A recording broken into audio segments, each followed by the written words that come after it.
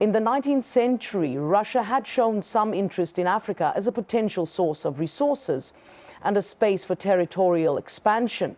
However, Russia's imperial focus remained on regions like Central Asia, Siberia, and the Caucasus, and its logistical challenges, especially its lack of naval power and the distance from Africa, hindered any serious colonial ventures. Despite these constraints, Russia engaged in some diplomatic efforts aimed at establishing influence in Africa, particularly in the Horn of Africa. One of Russia's most significant attempts at African colonization was spearheaded by Nikolai Ashinov, a Cossack adventurer.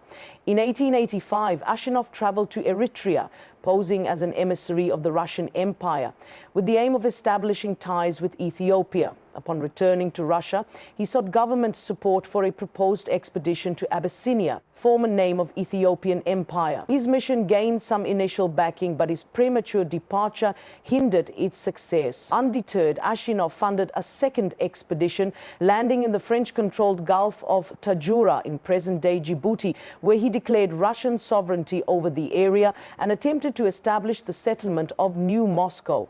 However, in 1888, French forces quickly intervened, arresting Ashinov and forcing the abandonment of the settlement. At the Berlin Conference of 1884 to 1885, Russia was represented by Pyotr Alexeyevich Kapnitsch, who acted as Tsar Alexander III's minister plenipotentiary. While Russia attended the conference, its role was largely symbolic, with minimal influence on the actual partitioning of Africa. The conference, dominated by European powers such as Britain, France, Germany, and Belgium, Russian involvement in the conference reflected its interest in engaging in imperial expansionism.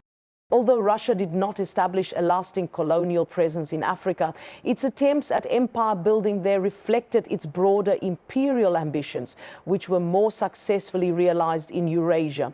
Russia's expansionist actions mirrored those of European powers seeking to civilize indigenous peoples and expand its territorial reach.